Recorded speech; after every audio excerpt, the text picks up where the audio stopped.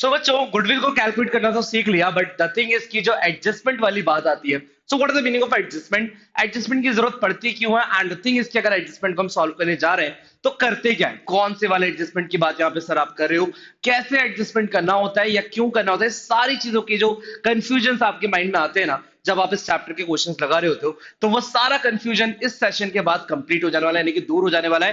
तो चलिए शुरू करते हैं आज के इस इंपॉर्टेंट सेशन को एंड बात करते हैं कि अगर गुडविल चैप्टर में आपको अपनी स्ट्रेंथ बनानी है या गुडविल चैप्टर में आप चाहते हो कि यार एक भी क्वेश्चन आपको गलत ना जाए ना, तो बेसिकली कुछ एडजस्टमेंट्स आपको सीखने पड़ेंगे, बिकॉज ये एडजस्टमेंट आपके एग्जामिनेशन पॉइंट ऑफ व्यू से बहुत ज्यादा इंपॉर्टेंट होने वाले हैं। सो आज का हमारा इंपॉर्टेंट सेशन के nature and valuation goodwill chapter में गुडविल के इंपॉर्टेंट एडजस्टमेंट्स के रिलेटेड बात करेंगे। बट सबसे पहले बात करते हैं कि यार ऑल दो हम करने क्या जा रहे हैं, तो जब भी गुडविल का वैल्यूएशन किया जाता है इट, तो आप बोलते हो सर गुडविल के टाइप्स भी आप हम सिखाते हो, तो गुडविल के टाइप्स कितने होते हैं, कितनी तरह से हम बोल सकते हैं गुडविल जब वो क्लासिफाइड होता है, तो आप बोलोगे sir goodwill will be classified into two different categories.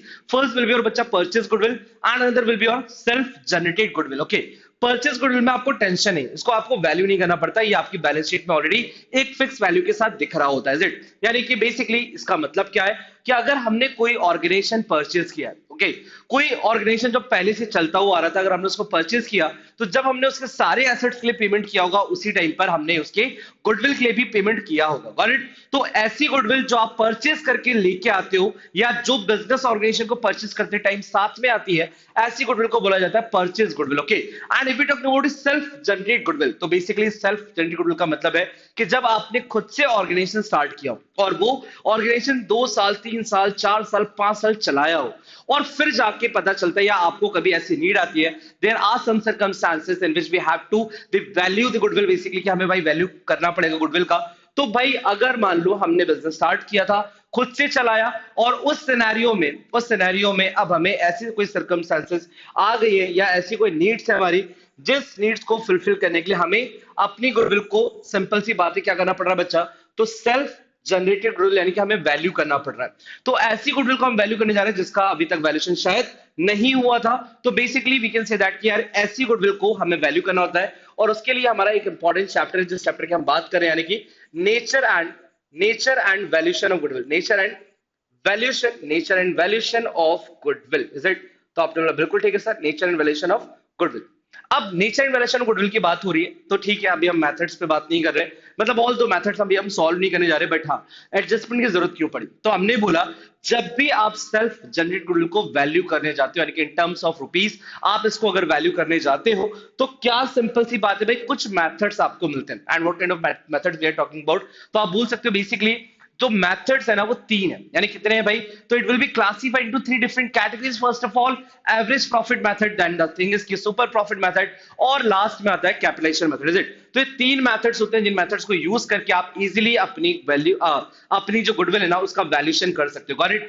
But तो सबसे पहले भी मैं इंट्रोड्यूस कर देता हूं, ऑल्दो हम इस मेथड को अभी सॉल्व करने नहीं जा रहे, हम अलग सेशन में सॉल्व करेंगे, बट आज मैं बता दूं आपको कि एवरेज प्रॉफिट मेथड, जिसके अंदर सब 2 डिफरेंट मेथड्स होते हैं, simple average method and the thing is कि भाई weighted average method, is it? तो it is a part of average profit method. Got it? ठीक है भाई, बढ़िया। नेक्स्ट अगर हम आगे बढ़े तो हम क्या बोलेंगे, valuation methods of valuation goodwill में सुपर प्रॉफिट मेथड, यानी सेकंड जो मेथड है इसमें कोई सब मेथड नहीं होगा, super profit method. And the thing is की जो थर्ड मोस्ट इंपॉर्टेंट मेथड है वो है हमारा कैपिटलाइजेशन मेथड, जिसमें 2 डिफरेंट सब मेथड होते हैं, capitalization of average profit method and the thing is capitalisation of super profit. बच्चा capitalization of average profit and thing is capitalisation of super profit. Okay, तो ये 2 इंपॉर्टेंट मेथड्स यहां पर हम डिस्कस करते हैं, एंड मतलब 3 मेन मेथड्स थे, एंड उसके अंदर हमने देखा सब कैटेगरी कहां कहां है बच्चा, तो सब कैटेगरी है हमारी, सिंपल सी बात है, पहले वाले मेथड में यानी कि एवरेज प्रॉफिट मेथड के अंदर सिंपल एवरेज और वेटेड एवरेज, और कैपिटलाइजेशन में भी हमारे पास सब मेथड्स अवेलेबल है, यानी कि capitalisation of super profit and the thing is capitalisation of average profit. Okay,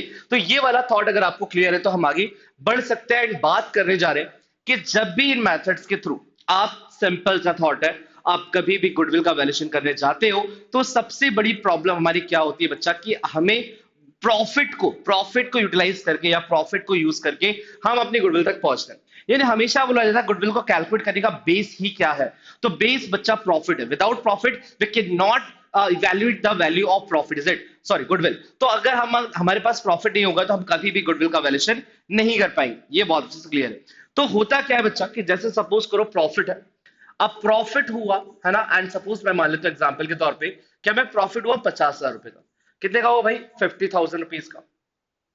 तो अभी इसमें हमने बोला बेसिकली कि हमने 50,000 का प्रॉफिट हुआ था, एंड कुछ ऐसी मिस्टेक्स हमसे हो गई, जैसा आप लोगों को पता है कि भाई अकाउंटेंसी ह्यूमन एरर हो जाता है, तो कुछ ऐसी मिस्टेक्स हो गई जिसके बाद हमारा प्रॉफिट शायद कितना दिख रहा है, तो हमारा प्रॉफिट दिख रहा है बच्चा, मान लेते हैं 45,000। तो आप सबको पता है कि हमारे पास ये प्रॉफिट अवेलेबल होगा, बिकॉज जो एंड रिजल्ट होगा प्रॉफिट का वो कितना है 45,000, हमें ये प्रॉफिट दिख रहा है। बट द थिंग इज कि अगर मैं इस प्रॉफिट को लेकर के, इस प्रॉफिट को बेस बना करके अगर मैं गुडविल निकालता हूं, दैट मींस कि मेरा गुडविल का अमाउंट भी गलत हो रहा है। तो मुझे कौन सा प्रॉफिट चाहिए भाई, मुझे चाहिए जो आपका करेक्ट प्रॉफिट है वो वाला, यानी कि सपोज हमारा प्रॉफिट रहा 50,000 होगा, बट कुछ मिस्टेक की वजह से हमने उसको कैलकुलेट बाय मिस्टेक कितना कर लिया 45,000, तो इट मींस कि 45,000 जो है ना वो वैलिड अमाउंट नहीं है, हमें तो राइट वाला अमाउंट चाहिए होगा।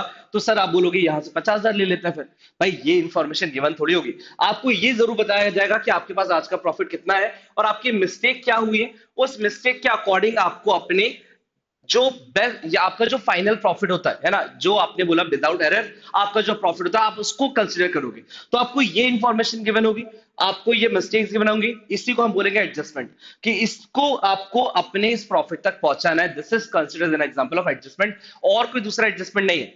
बस हमें मालूम है कि गुडविल निकालने से पहले हमें हमारा प्रॉफिट जो वो रेक्टिफाई करके एकदम करेक्ट प्रॉफिट लेके आना होता है, तभी हम गुडविल निकालने जा सकते हैं, चाहे वो आपका फर्स्ट मेथड हो एवरेज प्रॉफिट मेथड, या दूसरा मेथड हो सुपर प्रॉफिट मेथड, या तीसरा मेथड हो कैपिटलाइजेशन मेथड। Got it? तो now let's talk about the first method and first adjustment, कि जो मिस्टेक्स के बारे में मैंने आपसे बात करी, कि अगर ये मिस्टेक होती तो आप रेक्टिफाई कैसे करोगे, ऐड करके या लेस करके, आपका प्रॉफिट ज्यादा दिख रहा है या कम दिख रहा है। तो पहला यहां पर हमारा जो एडजस्टमेंट आ रहा है वो आ रहा है over valuation of opening stock, यानी कि ओवर वैल्यूएशन ओपनिंग स्टॉक का मतलब क्या है भाई, कि फॉर एग्जांपल आपको ये समझना है कि ट्रेडिंग अकाउंट आप सबने पढ़ा हुआ है, क्या पढ़ा है भाई आप लोगों ने, तो आपने बोला सर ट्रेडिंग अकाउंट आप सबने पढ़ा हुआ है, तो मैंने यहाँ पे सपोज एक एग्जांपल के तौर पे ट्रेडिंग अकाउंट बनाया, और आप सबको पता है ट्रेडिंग अकाउंट के अंदर दो साइड्स, यानी कि भाई debit amount and credit amount. अब मेरा यहाँ पर ओपनिंग स्टॉक था भाई, कितना था, एग्जांपल के तौर पे हम ले लेते हैं हमारा 50,000 का प्रॉफिट अभी दिख रहा है, इज इट, और हमने क्या कर लिया, ओवर वैल्यूएशन कर लिया ओपनिंग स्टॉक का, यानी हमारा ओपनिंग स्टॉक मान लेते 5,000 का रहा होगा, हमने 5,000 की जगह इसको कितना दिखा दिया, हमने सपोज 10,000 दिखा दिया, यानी हमने ओपनिंग स्टॉक को ज्यादा दिखा दिया। तो बच्चा ओपनिंग स्टॉक को ज्यादा दिखाने की वजह से, यानी डेबिट डेबिट साइड है, डेबिट साइड एक्सपेंडिचर साइड होता है, तो अगर आपने अपना डेबिट साइड ज्यादा दिखा दिया, इट मींस कि आपका एक्सपेंडिचर ज्यादा दिख गया है और आपके वो प्रॉफिट को रिड्यूस कर चुका है। तो ऑल दो हम क्या बोलेंगे कि भाई over valuation of opening stock, over valuation of opening stock, जब भी opening opening opening opening stock जब भी ज्यादा दिखाया जाएगा, इसका इंपैक्ट क्या होगा, इसका इंपैक्ट होगा कि आपका प्रॉफिट कम दिखेगा, इसका इंपैक्ट क्या होगा, आपका प्रॉफिट कम दिख रहा होगा, जितने भी अमाउंट से ओवर वैल्यूएशन हुआ होगा, हम बोलेंगे हमारा 5,000 से ओपनिंग स्टॉक ज्यादा दिख रहा है, तो इट मींस हमारा प्रॉफिट 5,000 से कम दिख रहा होगा। तो आपको रेक्टिफाई करने के लिए क्या करना है बच्चों, तो आपने बोला सर रेक्टिफाई करने के लिए आप बता दो क्या करें, तो रेक्टिफाई करने के लिए आपको यहाँ पर अगर ये एडजस्टमेंट आता है, तो इस एडजस्टमेंट के अकॉर्डिंग आप ऐड कर दोगे, क्या करोगे भाई, आप ऐड कर दोगे, जितने से भी ओवर वैल्यूएशन हुआ है उतना अमाउंट आपको ऐड करना पड़ेगा। तो ये पहला एडजस्टमेंट सॉर्ट है कि भाई किसी भी प्रॉफिट, कोई भी प्रॉफिट आपको दिया हो किसी भी ईयर का, और बोल दिया जाए कि इस प्रॉफिट को निकालते टाइम हमसे एक मिस्टेक हो गई है कि आपने ओपनिंग स्टॉक को बच्चा क्या कर लिया है, ज्यादा ले लिया है, तो इट मींस कि हमारा प्रॉफिट दिख रहा होगा कम, और अगर हमारा प्रॉफिट कम दिख रहा होगा तो हम क्या करेंगे, एडजस्टमेंट में ऐड कर देंगे। बस ये बात आपको ध्यान रखनी है, इसी से आपका एडजस्टमेंट सारे सॉर्ट हो जाएंगे। अब under valuation of opening stock just vice versa, कि अगर आपने अपना एक्सपेंडिचर कम दिखा दिया, इसका मतलब आज का प्रॉफिट आपको क्या दिख रहा होगा, ज्यादा दिख रहा होगा, रेक्टिफाई कैसे करोगे, माइनस करके। सो अगेन मैं यहां पे लिख देता हूं कि अगर मैंने अपना ओपनिंग स्टॉक दिखा दिया कम, क्या दिखा दिया भाई, अगर मैंने अपना ओपनिंग स्टॉक दिखा दिया कम, तो इट मींस कि मेरा प्रॉफिट क्या हो गया होगा, मेरा प्रॉफिट क्या हो गया होगा बच्चा, तो मेरा प्रॉफिट दिखेगा ज्यादा, मेरा प्रॉफिट दिख रहा होगा ज्यादा, और अगर मेरा प्रॉफिट ज्यादा दिख रहा है, इज इट, तो इट मींस कि मुझे रेक्टिफाई कैसे करना है, तो मुझे रेक्टिफाई करने के लिए बच्चों क्या करना पड़ेगा, मुझे करना पड़ेगा लेस। अगर मेरा प्रॉफिट ज्यादा दिख रहा है तो भैया मुझे क्या करना पड़ेगा, सब्ट्रैक्ट, यानी कि लेस। ओके, तो ये दो एडजस्टमेंट्स आपने पढ़े कि किसी भी ईयर में अगर आपको आता है एडजस्टमेंट और वहां पे आपसे पूछा जाता है कि over valuation of opening stock के टाइम पे आप क्या करोगे, तो आप बोलोगे sir over valuation opening stock में हम ऐड करेंगे, और अंडर वैल्यूएशन ओपनिंग स्टॉक में हम क्या करेंगे, माइनस करेंगे। ये याद रहेगा, आपने बोला बिल्कुल ठीक से सर, याद क्या रखना है आपको, दिमाग में बैठ जाएगा। अब एक दो एडजस्टमेंट यहाँ पर और दिख रहे हैं हमें, एबनॉर्मल लॉस और एबनॉर्मल गेन। तो सबसे पहले पूछा जाता है यार ये एबनॉर्मल लॉस क्या है। किसी साल आपने गलती से कोई लॉस बुक कर दिया जो आपको बुक नहीं करना चाहिए था। तो जैसे मानते हैं ना एबनॉर्मल लॉस आपको डिडक्ट नहीं करना चाहिए था और आपने डिडक्ट कर दिया फॉर एग्जाम्पल। तो मैं बस आपको ये बताना चाहूंगा एबनॉर्मल लॉस का मतलब भी यहाँ पर क्या है, कि वो लॉसेस, एबनॉर्मल लॉस हमने क्या बोला, एबनॉर्मल लॉस का मतलब जो हमें डिडक्ट नहीं करना चाहिए था, इज इट। मतलब नॉर्मल लॉस है तो हमें ऑब्वियस हम उसको कंट्रोल नहीं कर सकते, बट एबनॉर्मल लॉस हमें हटाना नहीं था, या कोई ऐसा लॉस जिसको हमने बुक कर लिया by the way, is it. तो फॉर एग्जांपल अगर एबनॉर्मल लॉस हमने बुक किया होगा तो हमारा प्रॉफिट पे क्या इंपैक्ट आएगा। हमारा प्रॉफिट जबरदस्ती क्या हो गया होगा बच्चा, कम दिख रहा होगा।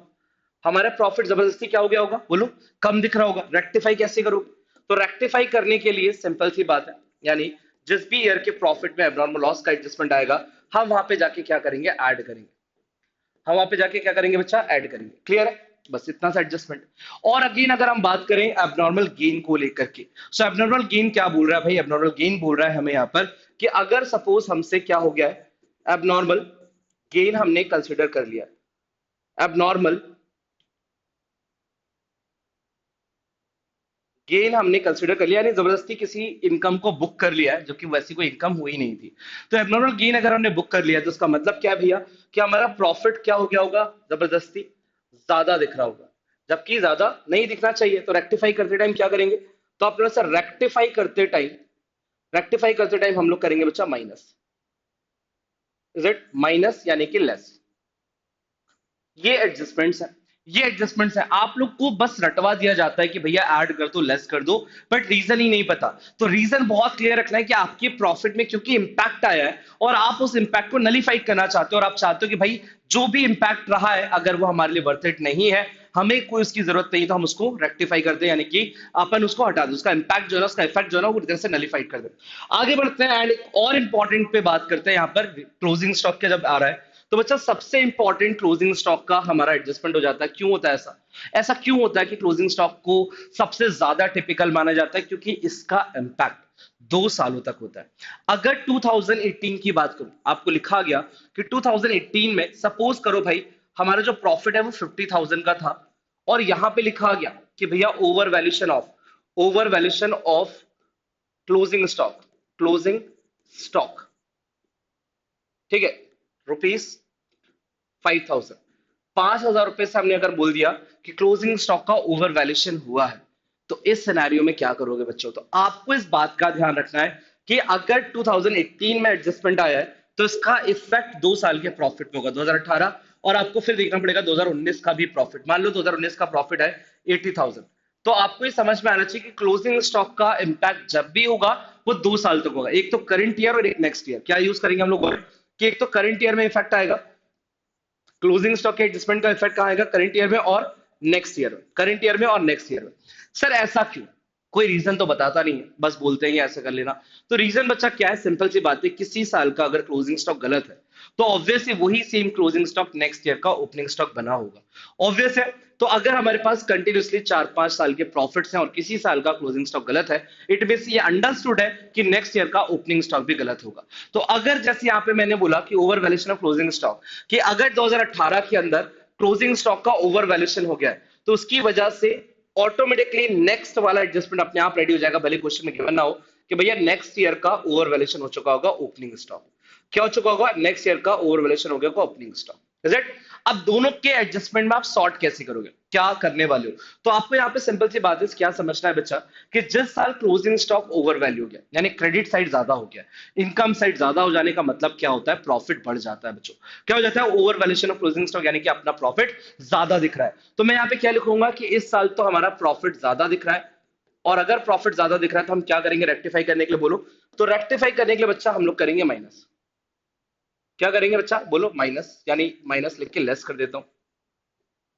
ये हमारा इस साल का रेक्टिफाई हो गया, यानी कि करंट ईयर, कि अगर ओवर वैल्यूएशन का क्लोजिंग स्टॉक आता है कि किसी साल का क्लोजिंग स्टॉक ओवर वैल्यू हो गया है, तो हम क्या करेंगे, रेक्टिफाई करने के लिए भैया प्रॉफिट ज्यादा दिख रहा है, लेस। और अगर सेम सेकंड कंडीशन की मैं बात करूं, over valuation of opening stock, अगर नेक्स्ट ईयर भी एडजस्टमेंट आ रहा है, मतलब उसी का एडजस्टमेंट इम्पैक्ट डाल रहा है, तो इस साल में हम क्या बोलेंगे कि अगर ओपनिंग स्टॉक ज्यादा हो गया, इसका मतलब डेबिट साइड ज्यादा होने का मतलब क्या, हमारा प्रॉफिट रिड्यूस होता है।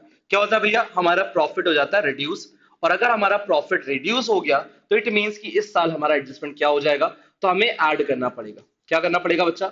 ऐड करना पड़ेगा। बस ये एडजस्टमेंट हमें ध्यान रखना है। इसी का जस्ट वाइस वर्सा, ये वाला तो आपने ऑलरेडी पढ़ा हुआ था, बट हाँ इस बार हमें क्वेश्चन में गिवन नहीं होगा। हमें गिवन होगा 2018 का मान लो क्लोजिंग स्टॉक, तो हमें अंडरस्टूड करना है कि भाई 2019 में भी इसका इंपैक्ट आने वाला है।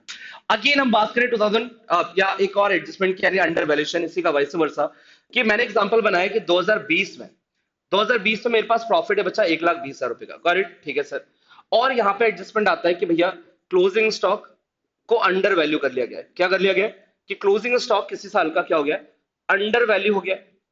और अंडर वैल्यू हो गया बाय रुपीज 10,000, 10,000 रुपए से अंडर वैल्यू हो गया। अब अगर 10,000 से अंडर वैल्यू हो गया तो इट मींस कि अगर 2020 में इफेक्ट है तो मतलब क्या है इसका बच्चा, कि अगले साल भी इफेक्ट आएगा ही आएगा। तो 2021 में हमारा प्रॉफिट दिया सपोज 90,000 का, कितने का दिया है? 90,000 का। तो इस पे एडजस्टमेंट नहीं भी होगा तो भी हमारा एडजस्टमेंट क्या दिखेगा बच्चा, कि नेक्स्ट ईयर का ओपनिंग स्टॉक हो गया होगा अंडर वैल्यू।